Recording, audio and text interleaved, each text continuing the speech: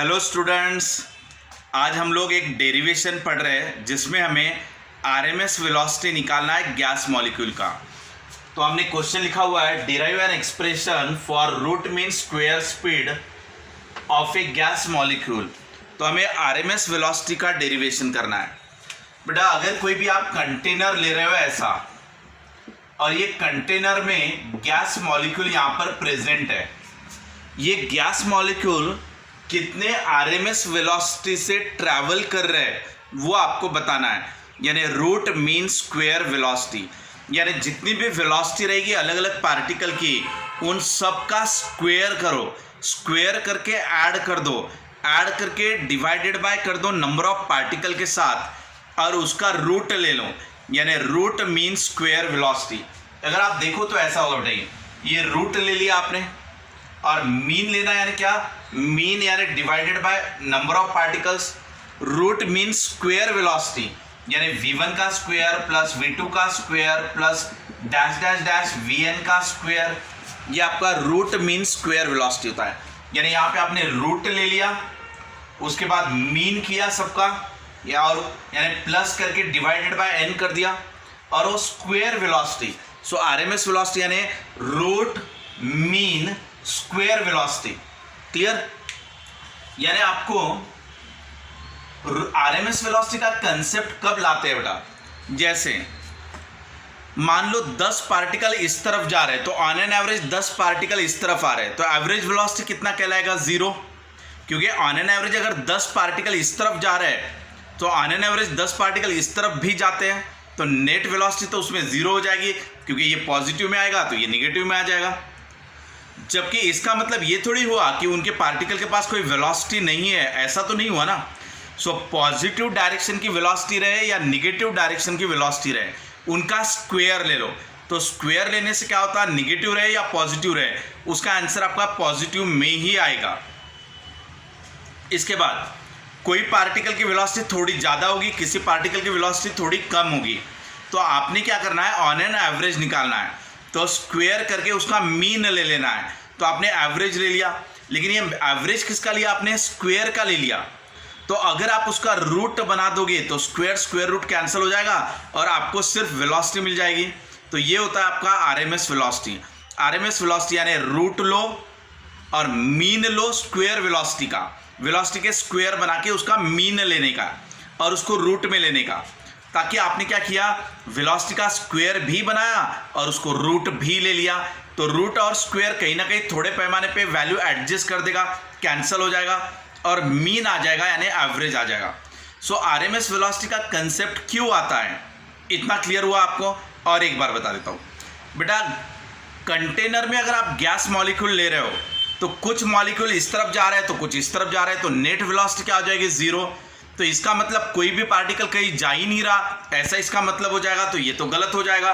तो आपने क्या करना है, पॉजिटिव वेलोसिटी रहे या निगेटिव वेलोसिटी रहे, उन सब का स्क्वायर कर देना है। स्क्वायर करने से आपकी सभी वेलोसिटी का आंसर आ जाएगा पॉजिटिव में। फिर स्क्वायर करके उनका एवरेज ले लेना है, क्योंकि first particle, second particle, third particle, तो सभी पार्टिकल के वेलोसिटी का एवरेज ले लेना है। लेकिन आपने एवरेज किसका लिया, स्क्वायर वेलोसिटी का, बट आपको तो सिर्फ वेलोसिटी चाहिए थी, तो आप उसका रूट ले लेना, यानी रूट भी लिया और स्क्वायर वेलोसिटी का मीन भी ले लिया, तो आरएमएस वेलोसिटी आ गया। तो इससे आपको ऑन एन एवरेज वेलोसिटी या ऑन एन एवरेज स्पीड मिल जाता। वेलोसिटी कहा तो वहाँ डायरेक्शन की बात आ गई, स्पीड कहा तो वहाँ मैग्नीट्यूड की बात आ गई। सो आरएमएस यानी यहाँ पर स्पीड की बात करें, रूट मीन स्क्वायर, वेलोसिटी की जगह पे स्पीड का इस्तेमाल किया हुआ है, ठीक है। क्योंकि वेलोसिटी कहा तो डायरेक्शन आ जाएगा, उसमें कैंसिल हो जाएगा, लेकिन हम स्पीड कहेंगे तो ओनली मैग्नीट्यूड का कंसिडरेशन आएगा, ठीक है।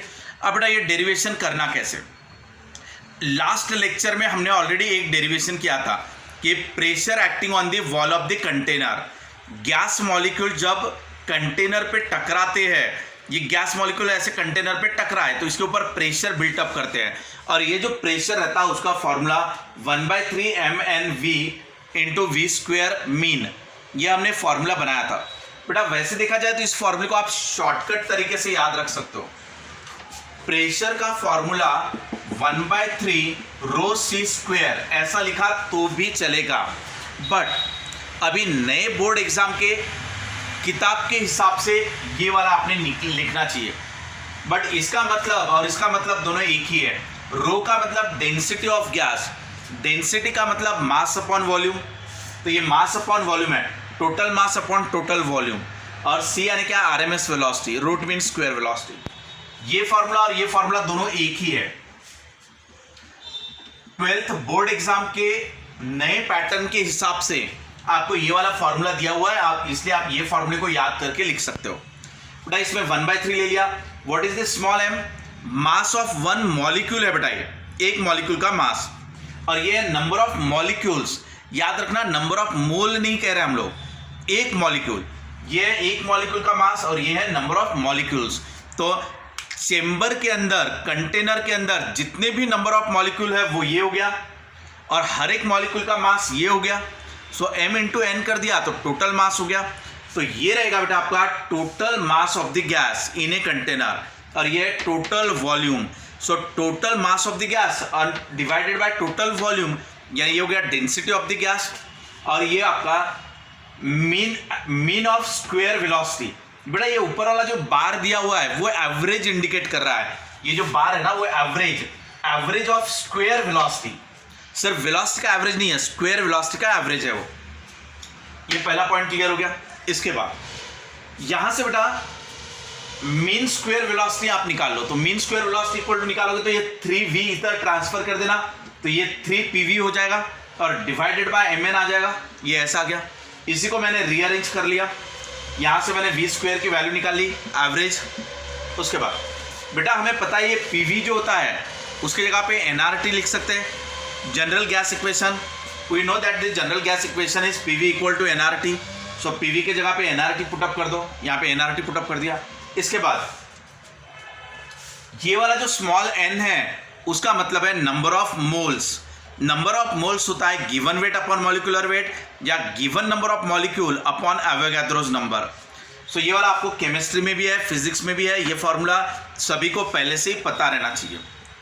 ये नंबर ऑफ मोल्स निकालना यानी given number of molecules divided by Avogadro's number. Avogadro's number कितना रहता, 6.023 इंटू 10 टू द पावर 23, ये आपको पहले से ही पता रहना चाहिए।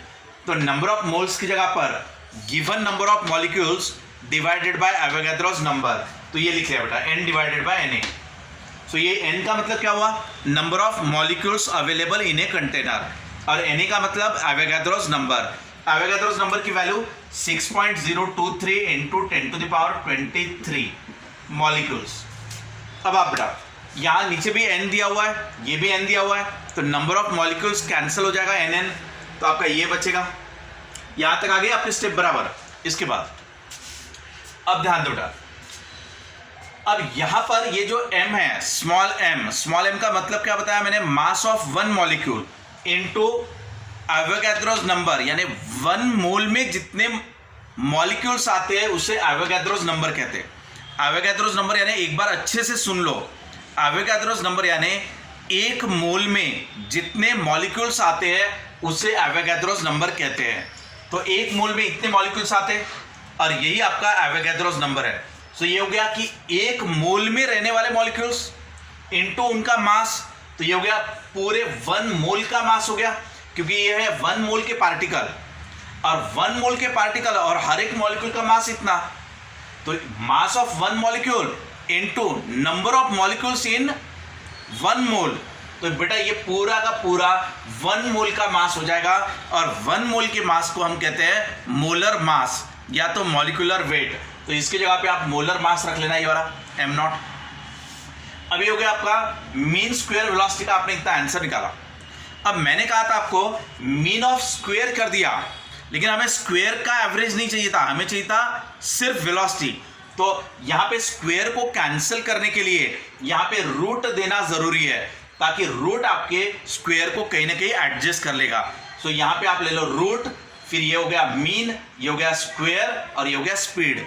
तो रूट मीन स्क्वायर स्पीड, तो आप दोनों तरफ रूट अप्लाई कर दो। सो दोनों तरफ मैंने रूट ले लिया, और ये जो हो गया यही मेरी आरएमएस वेलोसिटी कहलाएगी। तो बेटा आप यहाँ पे भी देख लेना, ये हो गया मेरा पहले रूट, उसके बाद ये बार यानी मीन, और ये हो गया स्क्वायर और speed, root mean square speed. या आरएमएस वेलोसिटी भी आप उसको कहते हो। क्लियर इतना? अब बेटा यहाँ पे T स्टैंड्स फॉर टेम्परेचर, और टेम्परेचर आपका ऑब्सोल्यूट टेम्परेचर रहेगा। ऑब्सोल्यूट टेम्परेचर का मतलब होता है आपको टेम्परेचर की वैल्यू केल्विन में लेना है, और केल्विन में यूज करना यानी कि SI यूनिट यूज करना। ठीक है, सो आपको ऑब्सोल्यूट टेम्परेचर लेना है। यहाँ पर अगर मैंने टेम्परेचर 300 केल्विन लिया, टेम्परेचर 300 केल्विन ले लो, और आपको नाइट्रोजन गैस का मास कितना रहेगा? 28। आप यहाँ पे 28 रख दो, यहाँ पे 300 रख दो। 8 R की वैल्यू क्या है? 8.314।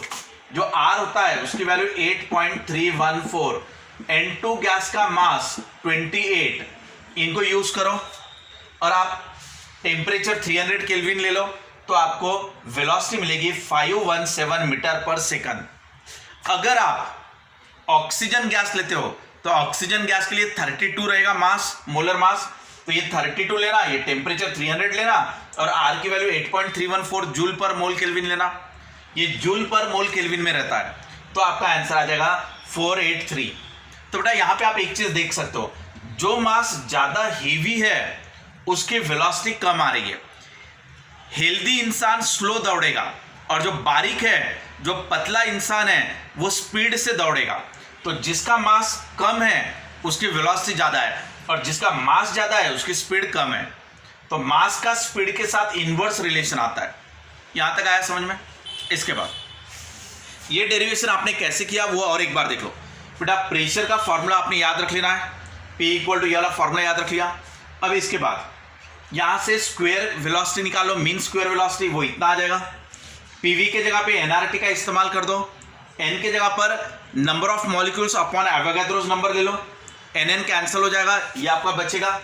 इसके बाद ये रहेगा 1 मॉलिक्यूल का मास, ये रहेगा 1 मोल के मॉलिक्यूल्स, सो 1 मोल का मास हो जाएगा ये।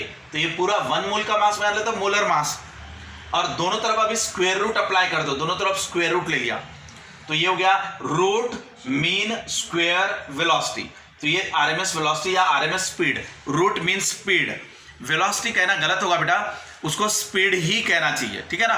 रूट मीन स्क्वायर स्पीड, कुछ किताबों में वेलोसिटी लिखा हुआ है, लेकिन महाराष्ट्र स्टेट बोर्ड के नए किताब के हिसाब से यहाँ स्पीड लिखने के लिए कहा गया है, ठीक है।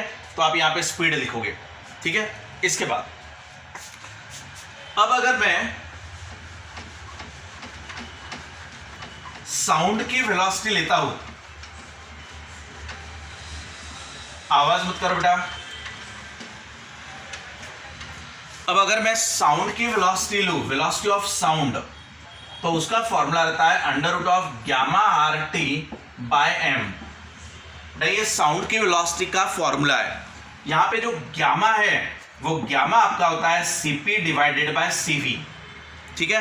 ये आपका एडियाबैटिक कांस्टेंट था, जैसे PV to the power gamma लेते हो तो गामा आपका कांस्टेंट है, CP divided by CV. CP is यानी क्या? Specific heat at constant pressure, या molar heat at constant pressure, या आपका molar heat at constant volume. Molar लोगे तो 1 मोल के लिए, स्पेसिफिक लोगे तो 1 ग्राम के लिए, ठीक है। तो ये आपका गामा है बेटा। गामा की मैक्सिमम, गामा की 3 वैल्यूज रहती है, मोनोएटमिक, डायएटमिक और ट्राइएटमिक। गामा की 3 वैल्यूज, मोनोएटमिक गैस के लिए, डायएटमिक गैस के लिए और ट्राइएटमिक गैस के लिए।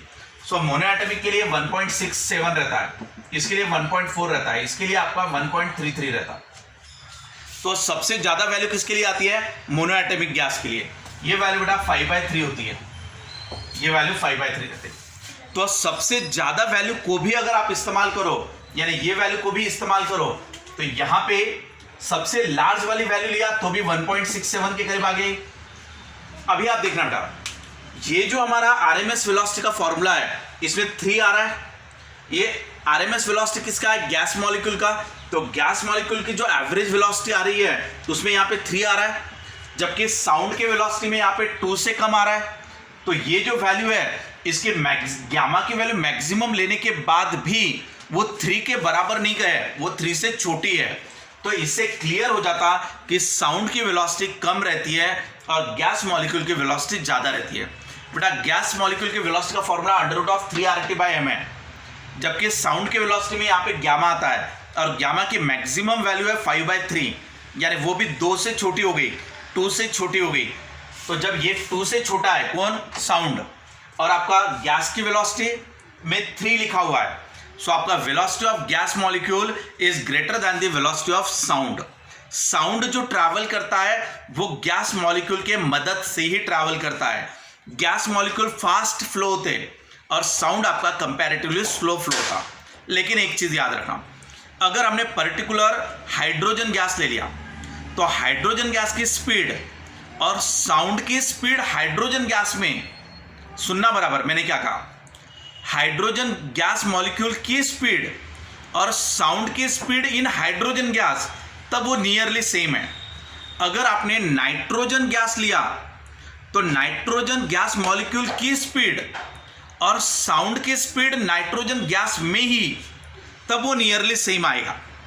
समझ में आ रहा है इतना? यानी velocity of sound is less than the velocity of gas molecules, but अगर आपने नाइट्रोजन गैस, ऑक्सीजन गैस ही लिया हुआ है और उसी गैस में साउंड की स्पीड लोगे, तब वो आपको नियरली सेम मिलेगी। समझ में आ रहा है बेटा? तो इस तरीके से आपको पूरा डिराइव करना है और आपको पॉइंट्स लिखना है। बोर्ड एग्जाम में लिखने के लिए ये बहुत सिंपल है, सिर्फ आपने टर्म्स के मीनिंग बताना है। Derive an expression for the root mean square speed of a gas molecule, ये आपका फॉर्मूला था। प्रेशर का जो फॉर्मूला है वो आपने याद रख लेना है सबसे पहले, उससे आपने वेलोसिटी निकालना है, उसको बाद में अलग अलग टर्म्स में रीअरेंज करना है, यानी पीवी के जगह पर एनआरटी का इस्तेमाल करना है। बहुत सिंपल है, प्रेशर का फॉर्मूला लिख डालो, वहां से वी स्क्वायर का फॉर्मूला निकाल लो, क्योंकि हमें वेलोसिटी निकालना है। वी स्क्वायर का फॉर्मूला निकाल लो, बाद में वहां पे आ जाएगा पीवी, पीवी के जगह पे एनआरटी को रिप्लेस कर दो, एन के जगह पे क्या ले लो, number of molecules divided by Avogadro's number ले लेना।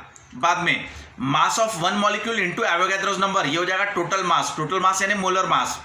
बाद में आप v का स्क्वायर आपने निकाल लिया तो दोनों तरफ आप रूट अरेंज कर देना, तो वो आपका रूट मीन स्क्वायर स्पीड आ जाएगा। आप 2 पॉइंट्स बता देना, 300 के टेम्परेचर पे ऑक्सीजन नाइट्रोजन गैस की स्पीड और ऑक्सीजन गैस की स्पीड, ये आप बता देना।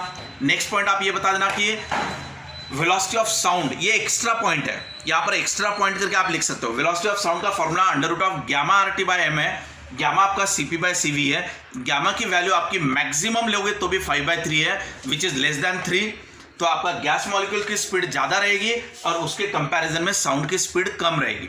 लेकिन अगर साउंड को आप उसी गैस में ले रहे हो, जैसे हाइड्रोजन गैस की स्पीड और हाइड्रोजन गैस में ही साउंड की स्पीड, तब वो दोनों सेम आएगी। समझ में आया बेटा? ये आपका आज का डेरिवेशन हम लोगों ने पढ़ा। अगले वीडियो में हम लोग अगला पॉइंट डिस्कस करेंगे। ठीक है, बाय बेटा।